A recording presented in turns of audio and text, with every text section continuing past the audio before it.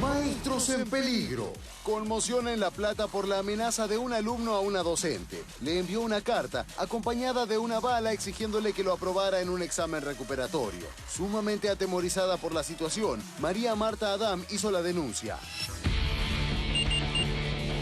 Lo encontramos a esa hora, el sobre, tirado acá en el porche de mi casa, con la carta adentro y la bala. Lo tomo en serio porque, bueno, el tono de la carta es alto. Una amenaza muy potente como amenaza, un texto raro para un chico de 15 años o 16 años. Creyeron hacer una broma pesada y nada más. Ahora, realmente se pasaron, se le fue la mano, ¿no? mi amigo te va a estar apuntando y mirando durante todo el examen por la ventana. Dijeron que me iban a dejar un recordatorio en el colegio y pintaron una pared del colegio, recordándome que el examen era hoy.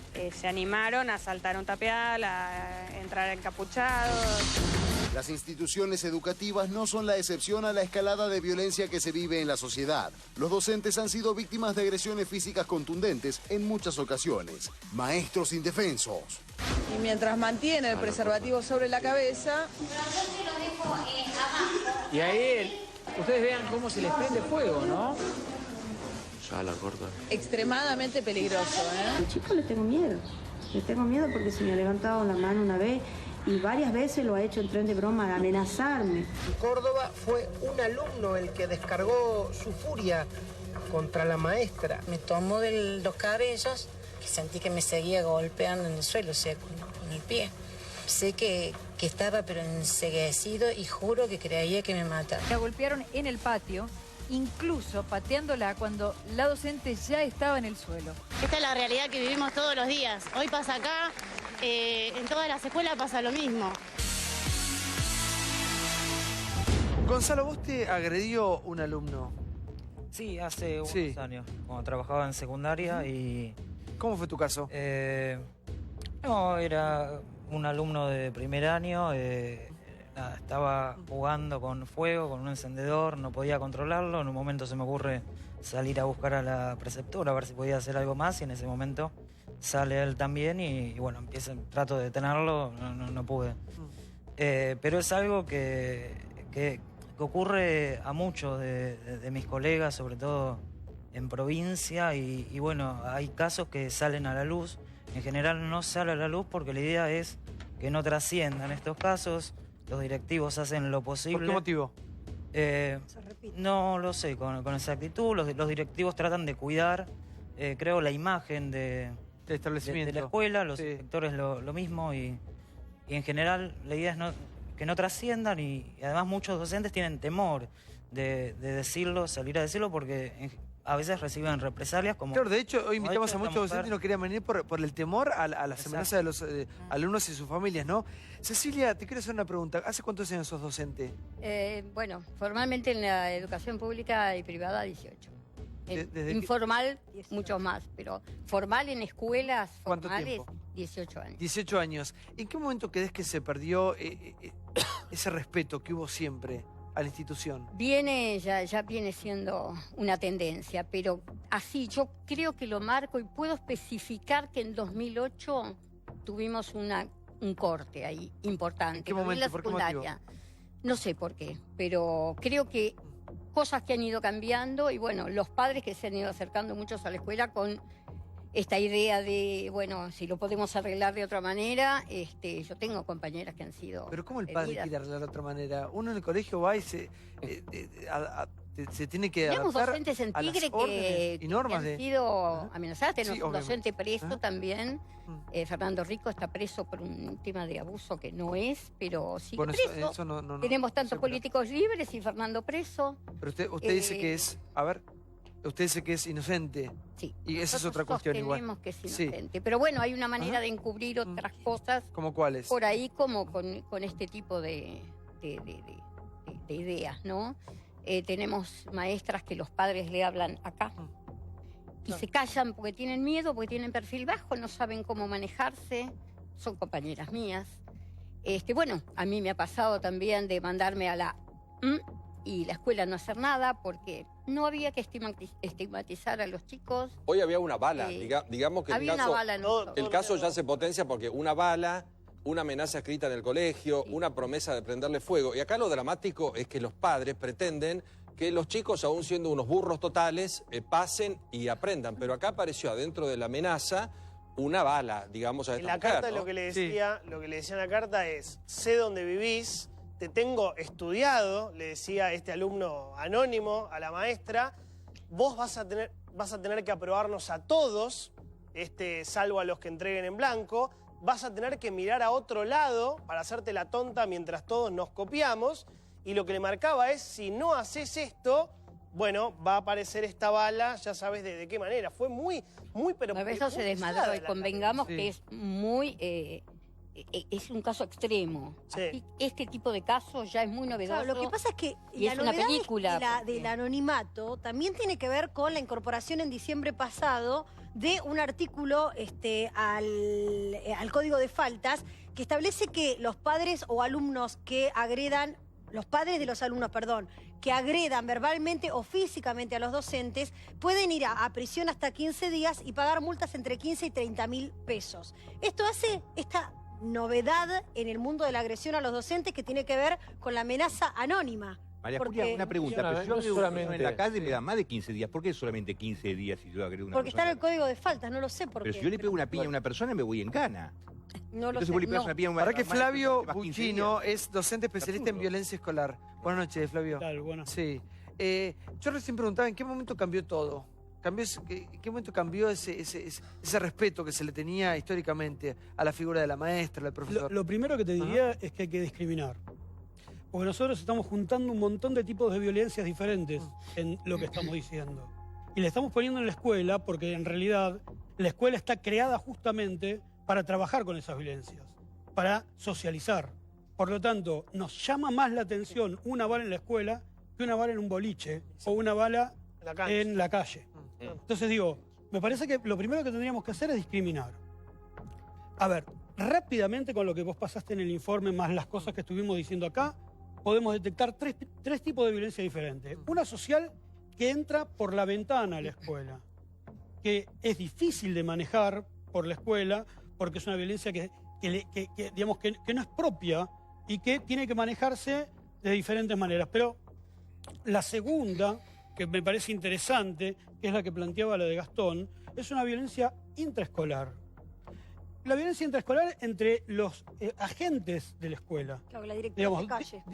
Digamos, maestros con alumnos, alumnos con maestros, lo que siempre llamamos bullying, que es alumnos con alumnos, palabra muy mal utilizada muchas veces cuando decimos bullying con terceros, porque en realidad el bullying es entre pares, entre alumnos.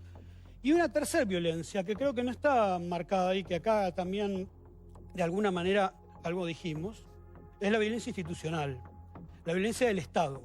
Cuando a un docente se le dice, por ejemplo, no podés aplazar, hay un nivel de violencia, porque lo que está ocurriendo ahí es se le está quitando al docente la posibilidad de la autoridad. Palabra muy difícil, digo, a los docentes, a ver, lo que hemos logrado nosotros... ¿Cómo difícil? ¿La autoridad? Por eso, Sí, justamente. sí, Porque es difícil. Una palabra bastardeada. Porque es una palabra lo que está que pasando. hace 25 años, o 30, mejor dicho, más de 30 años, que no logramos darle nueva semántica. Terminamos cayendo en la lógica de autoridades autoritaristas. Yo vuelvo a la pregunta inicial que hacía Santiago.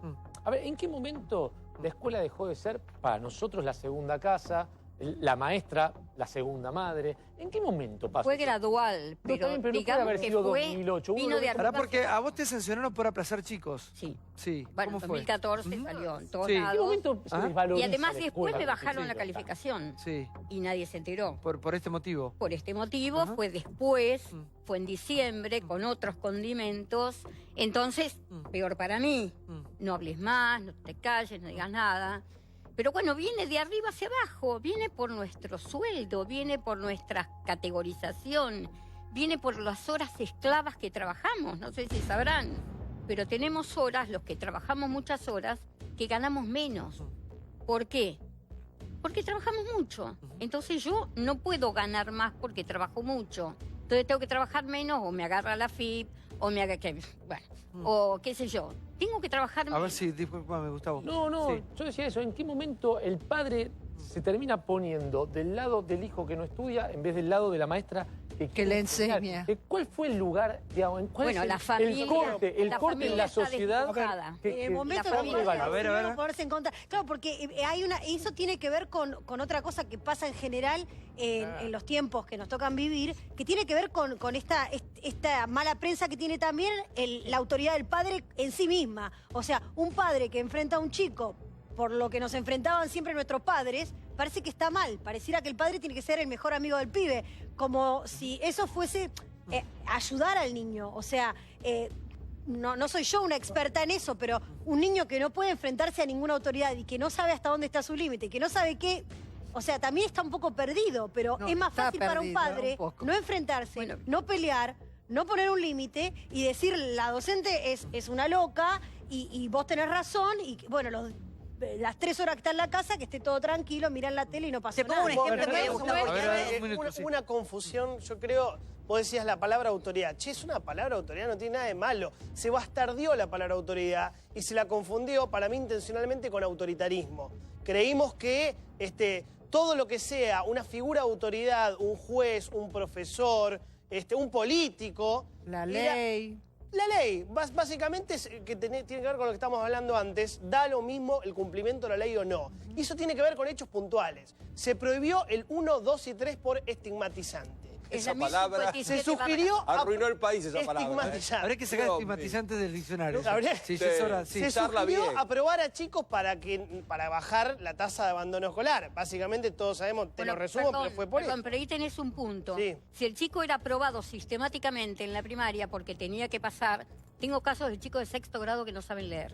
Claro. Escuela pública. Claro. Tienen que pasar. Pero de esa manera, sucede profesora, en el bajaba la Tiene que tasa... pasar. De esa manera, profesora, bajaba la tasa de abandono escolar y eso los políticos lo mostraban como un logro. Entonces Claro, pero hubo hechos concretos que provocaron... El chico no iba a la No, ya lo sé. Ahora, un minuto. Y nadie Hipotecar el futuro de un pibe por un índice. Por un índice. Eso es una política de Estado. Hoy, el problema más serio que tiene la escuela, yo creo que es, independientemente de todos estos desbarajustes que fueron armados a lo largo de los años, que empezaron con la ventana de CIVI, terminaron con Filmus y armaron un despelote infernal, pasa porque el chico, hoy se sabe que el 50% de la educación de un chico o más sale de la televisión. Y la televisión obviamente es una cosa para el chico interesante, es una cosa, él se sienta, escucha, ve, y un montón de las conductas y las cosas salen de la televisión. Y después el otro 50% es una cosa muy poco interesante. Porque la escuela realmente la han convertido en una cosa muy poco interesante.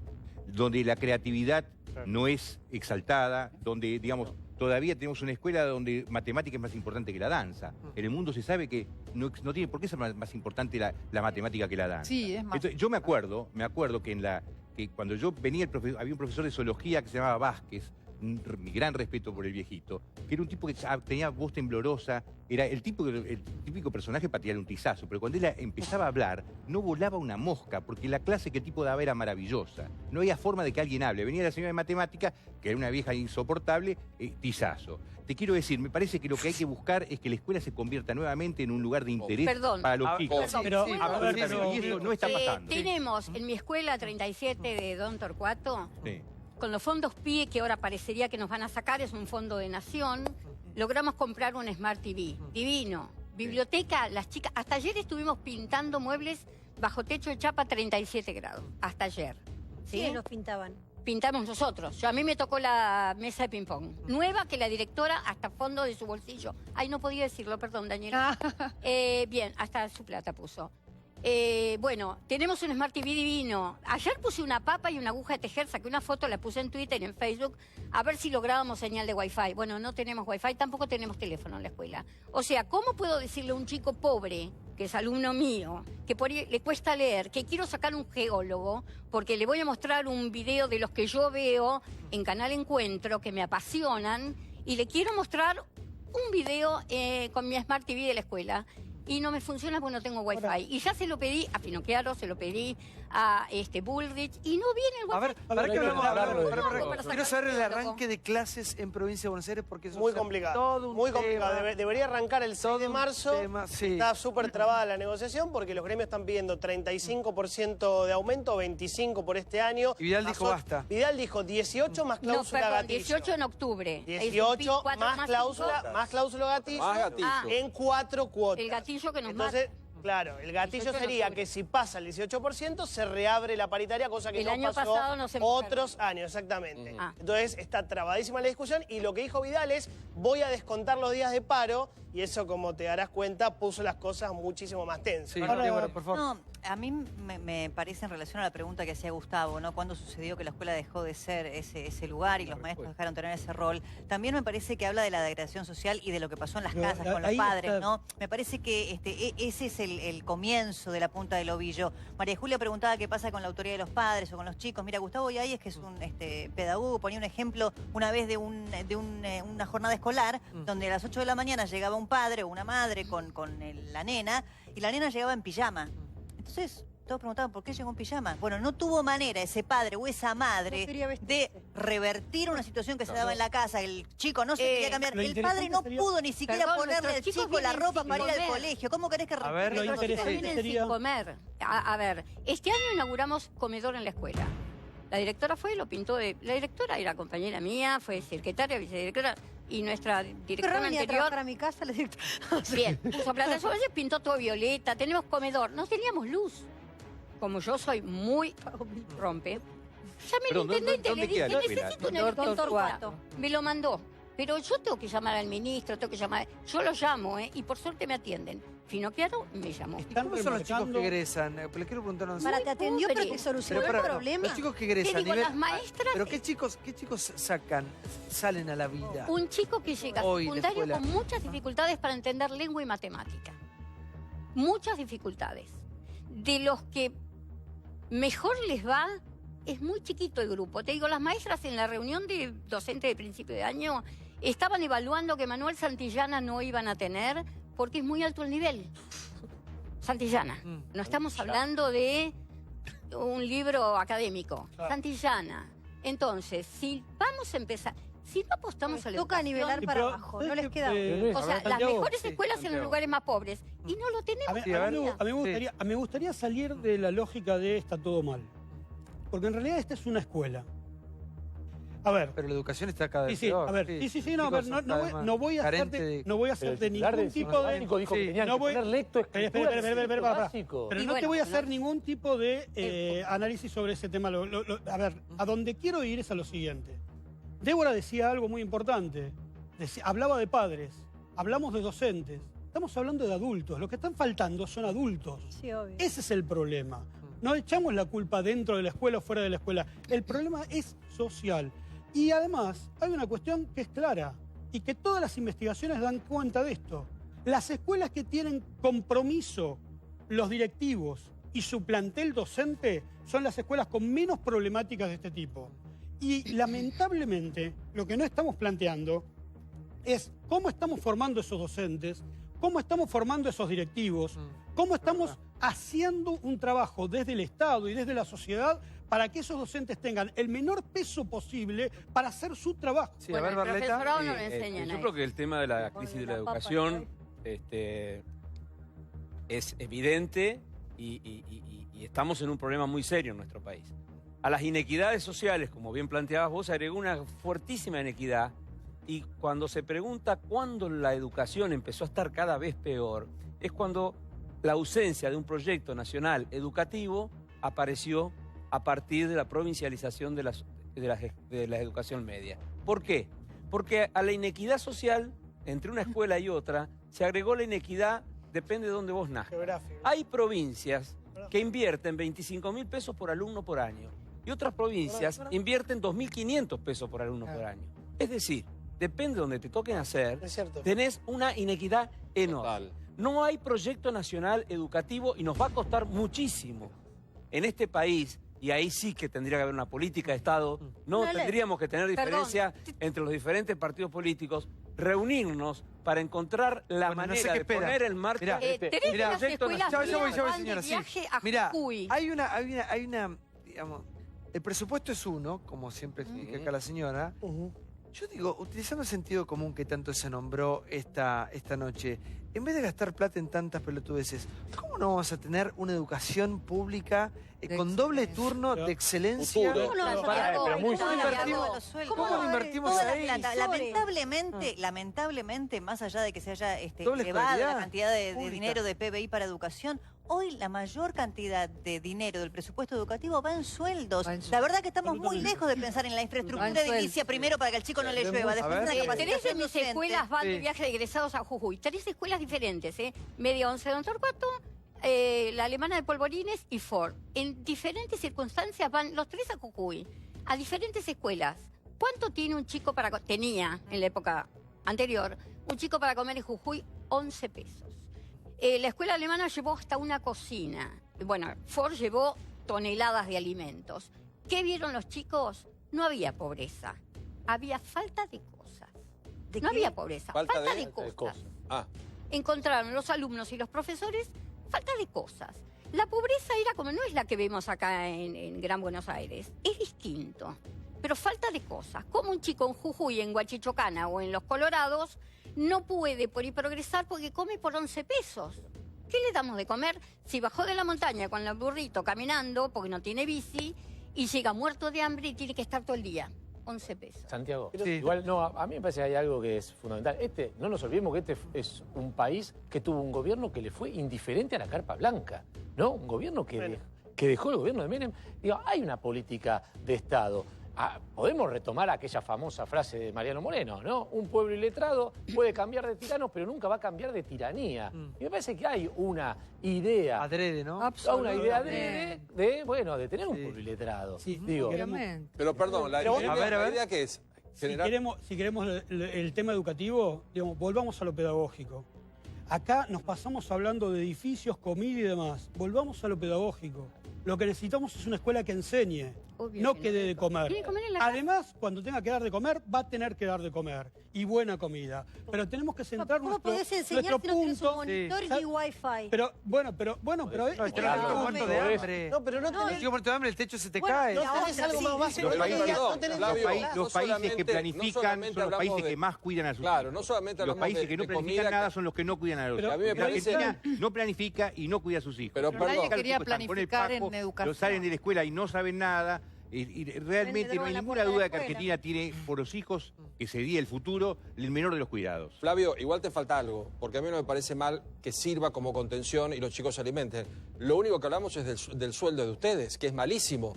Pero se discute todo alrededor del tema de los sueldos. No hablamos de otra cosa, son lamentables los sueldos. Pero estoy totalmente de acuerdo. Pero lo único que hablamos de sueldos. Estoy totalmente de acuerdo con vos, que cuando discutimos sueldos, discutimos edificios y muchas veces nunca calidad de educación. Pero nunca discutimos lo pedagógico. ¿Qué es lo que tiene que aprender un chico? ¿Cómo lo tiene que aprender? ¿Cómo tiene que estar preparado un docente? Señores, ya seguimos.